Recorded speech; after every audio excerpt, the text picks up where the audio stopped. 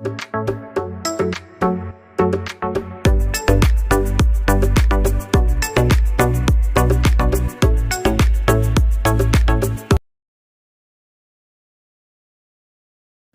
Morning, ഏവർക്കും study Nifty മലയാളത്തിൻ്റെ daily market ന്യൂസിലേക്ക് സ്വാഗതം. ഇന്ന് മാർച്ച് 6 ബുധനാഴ്ചയാണ്. തുടർച്ചയായ രണ്ടാമത്തെ ദിവസവും US മാർക്കറ്റുകൾ ഇടിഞ്ഞു. ഇന്നലെ വലിയ സെൽ ഓഫിലേക്കാണ് US മാർക്കറ്റുകൾ പോയത്. നാസ്ഡാക്കിനെ സംബന്ധിച്ച് ജനുവരിക്ക് ശേഷമുള്ള ഒരു വേഴ്സ്റ്റ് ഡേ തന്നെയായിരുന്നു ഇന്നലെ. ഗോൾഡും ബിറ്റ്കോയിനും തന്നെയാണ് ഇപ്പോൾ ഫോക്കസിലുള്ളത്. രണ്ടും ഓൾ ടൈം ഹൈ ക്രിയേറ്റ് ചെയ്തിരിക്കുന്നു. ബിറ്റ്കോയിൻ $69,000 2024 മാത്രം ബിറ്റ്കോയിൻ 24% ഉയർന്നത്. 2023 2024 ഏറ്റവും അധികം നേട്ടമുണ്ടാക്കിയ അസറ്റ് ക്ലാസുകളിൽ ഒന്നായി ബിറ്റ്കോയിൻ മാറിക്കഴിഞ്ഞു. ഒത്തിരിയേറെ വാർത്തകളിലേക്ക് പോകാനുണ്ട്. ആദ്യം നമ്മുടെ വീഡിയോ ആരെങ്കിലും ലൈക്ക് ചെയ്യാത്തതായി ഉണ്ടെങ്കിൽ ഒന്ന് ദയവ് ചെയ്ത് ലൈക്ക് ചെയ്യുക. മാത്രമല്ല സബ്സ്ക്രൈബ് ചെയ്യാത്തവർ ദയവ് ചെയ്തൊന്ന് സബ്സ്ക്രൈബ് ചെയ്യുക. ആദ്യത്തെ സെഗ്മെന്റിലേക്ക് ഇന്നത്തെ ഏറ്റവും പ്രധാനപ്പെട്ട കുറച്ച് വാർത്തകൾ നോക്കാം. ആദ്യം ഫെബ്രുവരി മാസത്തെ ഇന്ത്യയുടെ പർച്ചേസിംഗ് മാനേജേഴ്സ് ഇൻഡെക്സ് ഡാറ്റ 60.6 ആയി കുറഞ്ഞു. സേവന മേഖലയുടെ വളർച്ച ജനുവരിയെ അപേക്ഷിച്ച് ഫെബ്രുവരിയിൽ നേരിയ തോതിൽ കുറഞ്ഞു. ജനുവരിയിൽ 61.8 നിന്ന് ഫെബ്രുവരിയിൽ 60.6 ആയിട്ടാണ് ഡാറ്റ പുറത്തു വന്നത്. ഇപ്പോഴും ഡാറ്റ 50 മുകളിൽ തന്നെയാണ് എന്നത് സേവന മേഖലയുടെ ശക്തിയെ സൂചിപ്പിക്കുന്നു. സേവന മേഖലയിൽ നിന്നുള്ള കയറ്റുമതി ആരോഗ്യകരമായ വേഗത്തിൽ വർദ്ധിച്ചു. വിദേശത്ത് നിന്നുള്ള പുതിയ ബിസിനസ് തുടർച്ചയായ 13ാം മാസവും ഉയർന്നു. കഴിഞ്ഞ 9.5 വർഷത്തിനിടയിലെ ഏറ്റവും വേഗതയേറിയ നിരക്കിൽ അന്താരാഷ്ട്ര വിൽപ്പന വളർന്നു. ഈ ഡാറ്റ മൊത്തത്തിലെടുത്ത് പരിശോധിക്കുമ്പോൾ ജനുവരിയെ അപേക്ഷിച്ച് വളർച്ചാ നിരക്കിൽ ചില മിതത്വം ഉണ്ടായിരുന്നിട്ടും ഇന്ത്യൻ സേവന മേഖല ഇപ്പോഴും ആരോഗ്യകരമായ വേഗത്തിലാണ് വളരുന്നതെന്ന് ഡാറ്റ സൂചിപ്പിക്കുന്നു. വിദേശത്ത് നിന്നുള്ള ഡിമാൻഡുകൾ തുടർച്ചയായ വളർച്ചയും ഈ മേഖലയ്ക്ക് ഗുണം ചെയ്യുന്നുണ്ട് എന്നാണ് നമുക്ക് കാണാൻ കഴിയുന്നത്. മറ്റൊരു വാർത്തയുള്ളത് 2023 തൊഴിലില്ലായ്മ നിരക്ക് 3.1% കുറഞ്ഞു. സ്റ്റാറ്റിസ്റ്റിക്സ് മന്ത്രാലയത്തിന് കീഴിലുള്ള നാഷണൽ സാമ്പിൾ സർവേ ഓർഗനൈസേഷന്റെ റിപ്പോർട്ട് പ്രകാരം 15 വയസ്സോ അതിൽ കൂടുതലോ പ്രായമുള്ളവരുടെ തൊഴിലില്ലായ്മ നിരക്ക് 2023 3.1% കുറഞ്ഞു. ഇനി തൊഴിലില്ലായ്മ നിരക്ക് കഴിഞ്ഞ കുറച്ച് വർഷങ്ങളിൽ എത്തരത്തിലായിരുന്നു എന്ന് നോക്കാം. 2022 3.6%, 2021 4.2%. അതാണ് ഇപ്പോൾ 2023 3.1% കുറഞ്ഞിരിക്കുന്നത്. കൂടാതെ സ്ത്രീകൾക്കിടയിലെ തൊഴിലില്ലായ്മ നിരക്കിലും ഒരു കുറവ് വന്നിട്ടുണ്ട്. 2023 3% കുറഞ്ഞത്. 2021 അത് 3.4%, 2022 അത് 3.3% പുരുഷന്മാരുടേത് ശരാശരി 3.1% കുറഞ്ഞു.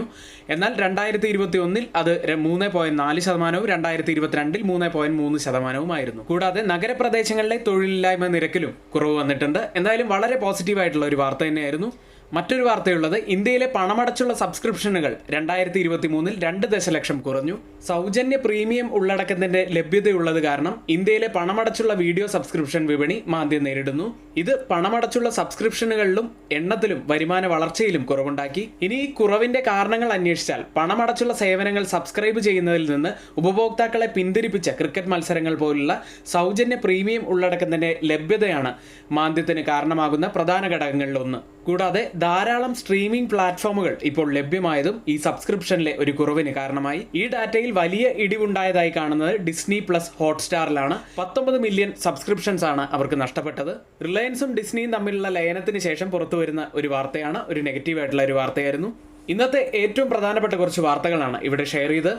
മറ്റൊരു കാര്യം പറയാനുള്ളത്, നമ്മുടെ ബഹ്റൈനിൽ വെച്ച് നടക്കുന്ന ആദ്യത്തെ എഡ്യൂക്കേഷണൽ മീറ്റപ്പ് ഈ വരുന്ന മാർച്ച് 7, 8, 9 തീയതികളിലാണ് നടക്കുന്നത്. ഒത്തിരിയേറെ ഇൻഫർമേഷൻസ് നിങ്ങൾക്ക് ലഭിക്കാൻ സാധ്യതയുള്ള ഒരു സെഷൻ തന്നെയാണ്. അതുകൊണ്ട് ആർക്കെങ്കിലും ആ സെഷനിൽ ജോയിൻ ചെയ്യാൻ താല്പര്യമുണ്ടെങ്കിൽ ഇവിടെ നമ്മുടെ ഫോൺ നമ്പറിൽ മെസ്സേജ് അയച്ച് നിങ്ങളുടെ സീറ്റ് നിങ്ങൾക്ക് ബുക്ക് ചെയ്യാവുന്നതാണ്. ഇനി നിങ്ങൾക്ക് കോഴിക്കോട് അല്ലെങ്കിൽ ആലപ്പുഴ മീറ്റപ്പിലാണ് പങ്കെടുക്കേണ്ടതെങ്കിൽ ഇവിടെ നമ്മൾ കമൻറ്റ് ബോക്സിൽ കൊടുത്തിരിക്കുന്ന ലിങ്ക് വഴി നിങ്ങൾക്ക് അതിൽ ജോയിൻ ചെയ്യാവുന്നതാണ്. നിഫ്റ്റി 22,356 49 പോയിന്റ്സ് ഇടിഞ്ഞാണ് ക്ലോസ് ചെയ്യുന്നത്. നിഫ്റ്റി ഫെബ്രുവരി മുതൽ ഇതുവരെ ഏകദേശം 3% മുകളിലാണ് ഉയർന്നത്. വലിയ പ്രഹരമുണ്ടായത് നിഫ്റ്റി സ്മോൾ ക്യാപ്പിലാണ്. ഏകദേശം 4.5% മുകളിൽ സ്മോൾ ക്യാപ്പ് ഇതുവരെ ഇടിഞ്ഞു കഴിഞ്ഞു. നിഫ്റ്റിയിലേക്ക് തിരികെ വന്നാൽ നിഫ്റ്റി ഇന്നലെ 22,269 എന്ന ലോ ടച്ച് ചെയ്തതിന് ശേഷം തിരിച്ചു കയറി. ഇന്നലെ പ്രീ മാർക്കറ്റിൽ നമ്മൾ കൃത്യമായി തന്നെ പറഞ്ഞിരുന്നു, പ്രധാനപ്പെട്ട ഹവർലി മൂവിംഗ് ആവറേജുകൾ ഈ ഒരു 22,369 മുതൽ 22,264 വരെയുള്ള സോണിലുണ്ട്. അതുകൊണ്ട് തന്നെ പ്രത്യേകം ശ്രദ്ധിക്കണം എന്ന് നമ്മൾ പറഞ്ഞതായിരുന്നു.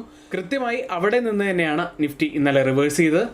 ഹവർലി മൊമെന്റം ഇൻഡിക്കേറ്ററുകൾ ഒരു നെഗറ്റീവ് ക്രോസ് ഓവറാണ് കാണിക്കുന്നത്. അടുത്തത് ഡേ ക്യാൻഡിൽ. ഒരു ഡോജി ക്യാൻഡിലാണ് ഡെയിലി ചാർട്ടിൽ ഫോം ആയിരിക്കുന്നത്. ഒരു ഇൻഡിസിഷൻ തന്നെയാണ് ഇത് സൂചിപ്പിക്കുന്നത്. മാക്സിമം ഓപ്പൺ ഇൻട്രസ്റ്റ് രേഖപ്പെടുത്തിയ കോൾ സൈഡിലെയും പുട്ട് സൈഡിലെയും സ്ട്രൈക്കുകളിലേക്ക് ആദ്യം കോൾ സൈഡിൽ 23,000-ലാണ് കൂടുതൽ ഓപ്പൺ ഇൻട്രസ്റ്റ് ഉള്ളത്. അതിനുശേഷം 22,400 സ്ട്രൈക്കിലും അതിനുശേഷം 22,800 സ്ട്രൈക്കിലും. പുട്ട് സൈഡിലേക്ക് വന്നാൽ 22,200-ലാണ് കൂടുതൽ ഓപ്പൺ ഇൻട്രസ്റ്റ് ഉള്ളത്. അതിനുശേഷം 22,000-ലും അതിനുശേഷം 21,700 സ്ട്രൈക്കിലും.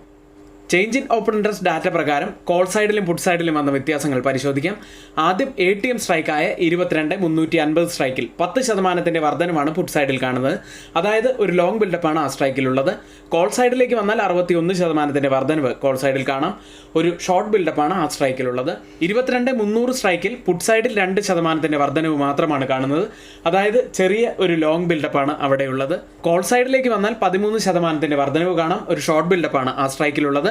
അടുത്തത് 22,400 സ്ട്രൈക്കിൽ 41% ഇടിവാണ് പുട്ട് സൈഡിലുള്ളത്. അതായത് ഒരു ലോങ് അൺവൈൻഡിങ് ആണ് ആ സ്ട്രൈക്കിൽ നടക്കുന്നത്. കോൾ സൈഡിലേക്ക് വന്നാൽ 1% വർധനവ് മാത്രം. ഒരു ഷോർട്ട് ബിൽഡപ്പ്, വളരെ ചെറിയ ഒരു ഷോർട്ട് ബിൽഡപ്പ് മാത്രമാണുള്ളത്. എന്തായാലും കമ്പാരിറ്റീവ്ലി കോൾ സൈഡ് തന്നെയാണ് കൂടുതൽ സ്ട്രോങ് എന്ന് കാണാം. മാർക്കറ്റിനെ താഴേക്ക് കൊണ്ടുപോകാൻ കഴിവുള്ള കോൾ സൈഡിലേഴ്സ് കുറച്ച് ഒരു സ്ട്രോങ് ആയിട്ട് നിൽക്കുന്നു എന്നാണ് ഈ ഡാറ്റ കാണിച്ചു തരുന്നത്. ബാങ്ക് നിഫ്റ്റിയിലേക്ക് 47,581-ൽ 124 പോയിന്റ്സ് ഉയർന്നാണ് ക്ലോസ് ചെയ്യുന്നത്. ബാങ്ക് നിഫ്റ്റിയെ സംബന്ധിച്ച് 47,350 മുതൽ 47,300 വരെയുള്ളത് ഒരു ക്രൂഷ്യൽ സപ്പോർട്ടാവാനുള്ള സാധ്യതയുണ്ട്. അപ്സൈഡിൽ 48,000 മുതൽ 48,200 വരെയുള്ളത് ഒരു ഇമീഡിയറ്റ് റെസിസ്റ്റൻസ് ആവാനും സാധ്യതയുണ്ട്. മാക്സിമം ഓപ്പൺ ഇൻട്രസ്റ്റ് രേഖപ്പെടുത്തിയ കോൾ സൈഡിലെയും പുട്ട് സൈഡിലെയും സ്ട്രൈക്കുകളിലേക്ക് ആദ്യം കോൾ സൈഡിൽ 49,000-ലാണ് കൂടുതൽ ഓപ്പൺ ഇൻട്രസ്റ്റ് ഉള്ളത്. കൂടുതൽ ഓപ്പൺ ഇൻട്രസ്റ്റ് എന്ന് പറയുമ്പോൾ വലിയ രീതിയിലുള്ള റൈറ്റിംഗ് ആണ് ഈ സ്ട്രൈക്കിൽ നടക്കുന്നത്. 48,500 സ്ട്രൈക്കിൽ ആണ് രണ്ടാമത് ഏറ്റവും കൂടുതൽ ഓപ്പൺ ഇൻട്രസ്റ്റ് ഉള്ളത്. അതിനുശേഷം 48,000 സ്ട്രൈക്കിലും. പുട്ട് സൈഡിലേക്ക് വന്നാൽ 46,000-ലാണ് കൂടുതൽ ഓപ്പൺ ഇൻട്രസ്റ്റ് ഉള്ളത്. അതിനുശേഷം 47,000-ലും അതിനുശേഷം 46,500 സ്ട്രൈക്കിലുമാണ്. ഓപ്പൺ ഇൻട്രസ്റ്റ് ഡാറ്റ പ്രകാരം ഒരു സപ്പോർട്ട് ആവാൻ സാധ്യതയുള്ളത് 47,000-ഉം റെസിസ്റ്റൻസ് ആവാൻ സാധ്യതയുള്ളത് 48,000-ഉമാണ്. ഇന്ത്യ വിക്സിലേക്ക് തുടർച്ചയായ 5-ാമത്തെ ദിവസമാണ് ഇന്ത്യ വിക്സ് ഇടിവിലേക്ക് പോകുന്നത്. 14.38 എന്ന നിലയിൽ 3.64% ഇന്ത്യ വിക്സ് ഇടിഞ്ഞത്. നിഫ്റ്റിയും ബാങ്ക് നിഫ്റ്റിയും കുറിച്ചുള്ള ഡാറ്റാസാണ് നമ്മളിവിടെ ഷെയർ ചെയ്ത്. മറ്റൊരു കാര്യമുള്ളത്, നമ്മുടെ ചാനൽ ആരെങ്കിലും സബ്സ്ക്രൈബ് ചെയ്തിട്ടില്ലെങ്കിൽ സബ്സ്ക്രൈബ് ചെയ്യുക. മാത്രമല്ല വീഡിയോയ്ക്ക് ലൈക്ക് ചെയ്തിട്ടില്ലെങ്കിൽ ഇപ്പോൾ തന്നെ ചെയ്യുക. ഇന്ന് നമ്മൾ ശ്രദ്ധിക്കേണ്ട ഏറ്റവും പ്രധാനപ്പെട്ട വാർത്തകളിൽ ആദ്യത്തേത് JM ഫിനാൻഷ്യലാണ്.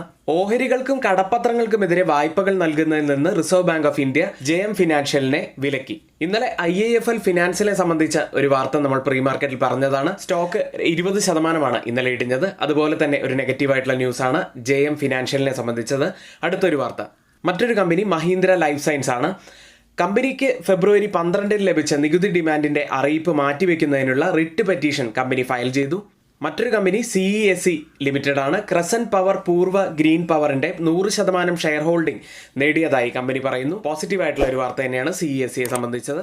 മറ്റൊരു കമ്പനി RIC ലിമിറ്റഡ് ആണ്. ബോർഡ് മീറ്റിംഗ് മാർച്ച് 16-ന് 3-ാമത്തെ ഇടക്കാല ലാഭവിഹിതം പ്രഖ്യാപിക്കുന്നതും അന്നാണ് പരിഗണിക്കുക. മറ്റൊരു കമ്പനി സൊമാറ്റോ ആണ്. ചൈനയുടെ ആൻ ഗ്രൂപ്പിന്റെ ആൻഫിൻ സിംഗപ്പൂർ ഹോൾഡിംഗ് PTE ഒരു ബ്ലോക്ക് ഡീലിലൂടെ സൊമാറ്റോയിലെ 2% വരെ ഓഹരികൾ, അതായത് 2,800 കോടി രൂപയ്ക്ക് വിൽക്കാൻ സാധ്യതയുണ്ട് എന്ന് CNBC TV 18-ൽ നിന്നും ഒരു വാർത്ത ഉണ്ട്. മറ്റൊരു വളരെ വലിയൊരു പോസിറ്റീവ് ന്യൂസ് ഉള്ളത് കോൾ ഇന്ത്യയെ സംബന്ധിച്ചാണ്. ഛത്തീസ്ഗഡ് ആസ്ഥാനമായുള്ള കോൾ ഇന്ത്യയുടെ അനുബന്ധ സ്ഥാപനമായ സൗത്ത് ഈസ്റ്റേൺ കോൾ ഫീൽഡിന്റെ ഗെവ്ര ഖനി ഏഷ്യയിലെ ഏറ്റവും വലിയ കൽക്കരി ഖനിയായി മാറും. നിലവിലെ 52.5 മില്യൺ ടണ്ണിൽ നിന്ന് പ്രതിവർഷം 70 ദശലക്ഷം ടണ്ണായി ഉൽപാദനശേഷി വർദ്ധിപ്പിക്കാൻ ഖനിക്ക് പാരിസ്ഥിതിക അനുമതി ലഭിച്ചു എന്നൊരു വളരെ പോസിറ്റീവായിട്ടുള്ള ഒരു വാർത്ത. ഇന്ന് F&O സെഗ്മെന്റിൽ ബാനായ സ്റ്റോക്ക് സി എന്റർടൈൻമെന്റ് ആണ്.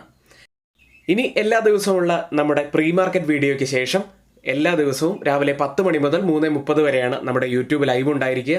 നിങ്ങൾ നിർബന്ധമായി കാണാൻ ശ്രമിക്കേണ്ട ഒരു സെഷൻ തന്നെയാണ്. കാരണം ഒത്തിരിയേറെ എഫേർട്ട് ഉള്ള ഒരു സെഷനാണ്. മാത്രമല്ല ഒത്തിരിയേറെ ഇൻഫർമേഷൻസ് പ്രൊവൈഡ് ചെയ്യുന്ന ഒരു സെഷൻ കൂടിയാണ്. ഇനി ഞങ്ങളുടെ എഡ്യൂക്കേഷണൽ വ്യൂസ് രാവിലെ 9 മണി മുതൽ തന്നെ ലഭിക്കണമെന്നുണ്ടെങ്കിൽ തൊട്ടുമുകളിൽ ഇവിടെ കൊടുത്ത വാട്സപ്പ് നമ്പറിൽ ഞങ്ങൾക്ക് മെസ്സേജ് അയച്ച് ഞങ്ങളുടെ ടെലഗ്രാം ഗ്രൂപ്പിൽ ജോയിൻ ചെയ്യാവുന്നതാണ്.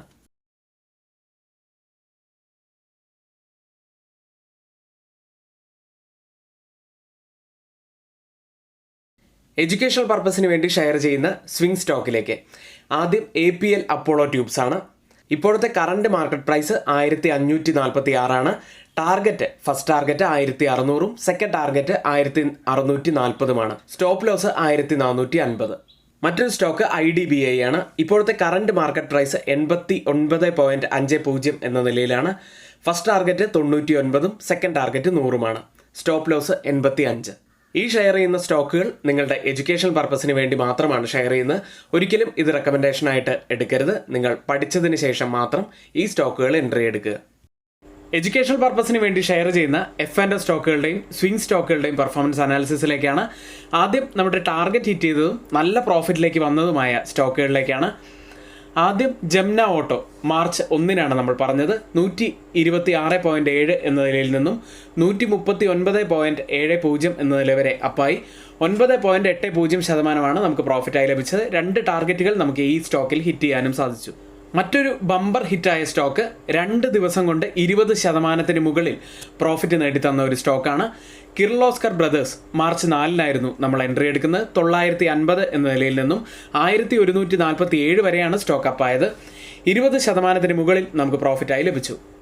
മറ്റൊരു സ്റ്റോക്ക് 6 ട്രേഡിംഗ് ദിവസം കൊണ്ട് 14.40% പ്രോഫിറ്റിലേക്ക് വന്ന ഒരു സ്റ്റോക്കാണ് ടാറ്റ മോട്ടോഴ്സ് DVR. ഫെബ്രുവരി 27 സ്റ്റോക്കിൽ എൻട്രി എടുക്കുന്നത്. 622 എൻട്രി എടുത്തു. 712 വരെയാണ് സ്റ്റോക്ക് അപ്പായത്. നല്ല പ്രോഫിറ്റാണ്. 14% അടുത്ത് നമുക്ക് പ്രോഫിറ്റായി ലഭിച്ചു. മറ്റൊരു സ്റ്റോക്ക് ടാറ്റ പവറാണ്. മാർച്ച് 4 നമ്മൾ എൻട്രി എടുക്കുന്നത്. 386 നിന്നും 400 വരെ സ്റ്റോക്ക് അപ്പായി. ടാർഗറ്റ് ഹിറ്റ് ചെയ്യാനും സാധിച്ചു. 3.60% പ്രോഫിറ്റായി ലഭിച്ചു. മറ്റൊരു സ്റ്റോക്ക് മുത്തൂറ്റ് ഫിനാൻസ് ആണ്. ഫെബ്രുവരി 29 എൻട്രി എടുത്ത് 1298 നിന്നും 1527 വരെ സ്റ്റോക്ക് അപ്പായി. 17% നമുക്ക് പ്രോഫിറ്റായി ലഭിച്ചു. അടുത്തത് ICICI ബാങ്ക്. മാർച്ച് 1 എൻട്രി എടുക്കുന്നത്. 1071 എന്ന നിലയിൽ നിന്നും 1099.5 വരെ സ്റ്റോക്ക് അപ്പായി. 2.5% മുകളിൽ പ്രോഫിറ്റായി ലഭിച്ചു. ഇൻട്രാഡേയിൽ നമ്മുടെ ടാർഗറ്റ് ഹിറ്റ് ചെയ്ത 2 സ്റ്റോക്കുകളിലേക്ക് വരാം. MRPL ലിമിറ്റഡ് 230 നിന്നും 248.4 വരെ സ്റ്റോക്ക് അപ്പായി. 4% അടുത്ത് പ്രോഫിറ്റ് നമുക്ക് ലഭിച്ചു. മറ്റൊരു സ്റ്റോക്ക് കൈൻസ് ആയിരുന്നു. മാർച്ച് 5 3159 നിന്നും 3248.85 വരെ സ്റ്റോക്ക് അപ്പായി. 2.70% പ്രോഫിറ്റായി ലഭിച്ചു. നമ്മുടെ ടാർഗറ്റ് ഹിറ്റ് ചെയ്ത പ്രധാനപ്പെട്ട കുറച്ച് സ്റ്റോക്കുകളാണ് ഇവിടെ ഷെയർ ചെയ്ത്. ഇനി നമ്മുടെ ഗ്രൂപ്പിൽ ആർക്കെങ്കിലും ജോയിൻ ചെയ്യാൻ താല്പര്യമുണ്ടെങ്കിൽ തൊട്ടുമുകളിൽ ഇവിടെ കൊടുത്ത വാട്സപ്പ് നമ്പറിൽ നിങ്ങൾക്ക് മെസ്സേജ് അയച്ച് ഞങ്ങളുടെ ടെലഗ്രാം ഗ്രൂപ്പിൽ ജോയിൻ ചെയ്യാവുന്നതാണ്. ഗ്ലോബൽ മാർക്കറ്റ് സെഗ്മെന്റിൽ ആദ്യം FIDA ആക്ടിവിറ്റിയാണ്. FIS 574 കോടി രൂപയ്ക്കാണ് ഇന്നലെ ബൈ ചെയ്ത്. DIS ആവട്ടെ 1834 കോടി രൂപയ്ക്ക് ബൈ ചെയ്തു. DISന്റെ കാര്യം നല്ല ബൈയിങ്ങിൽ തന്നെയാണ് അവർ ഓൾറെഡി ഉള്ളത്.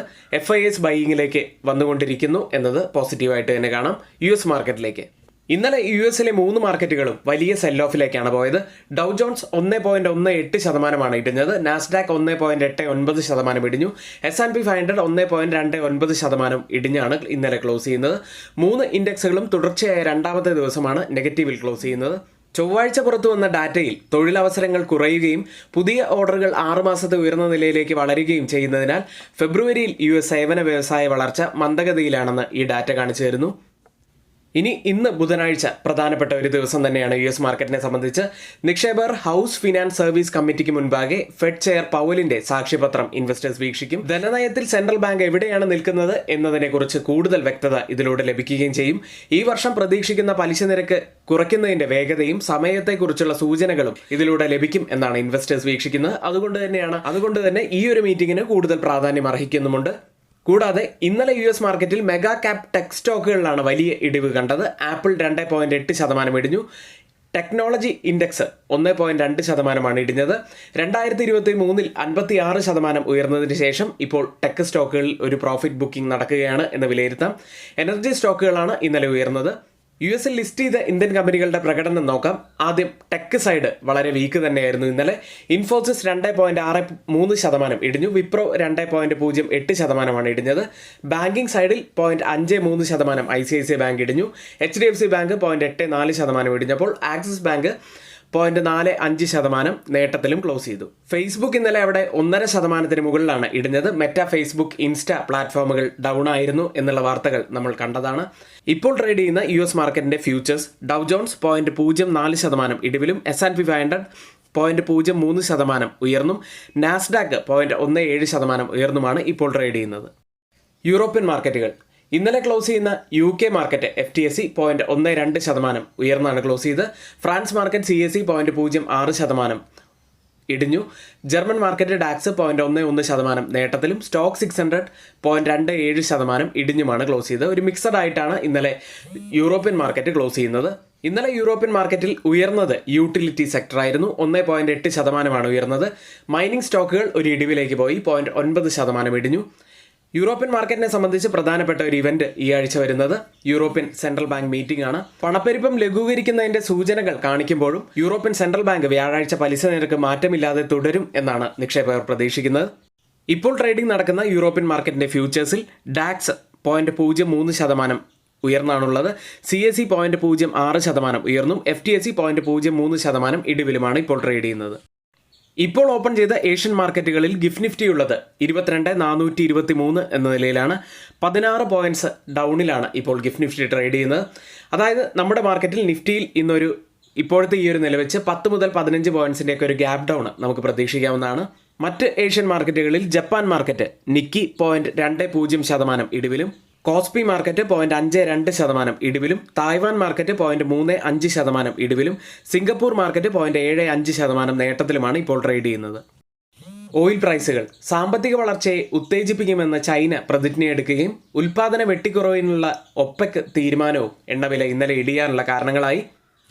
ബ്രന്റ് ഇപ്പോൾ ഉള്ളത് $81.97 പെർ ബാരൽ എന്ന നിലയിലാണ്. 0.07% ഇടിവിലാണ് ഇപ്പോൾ ട്രേഡ് ചെയ്യുന്നത്.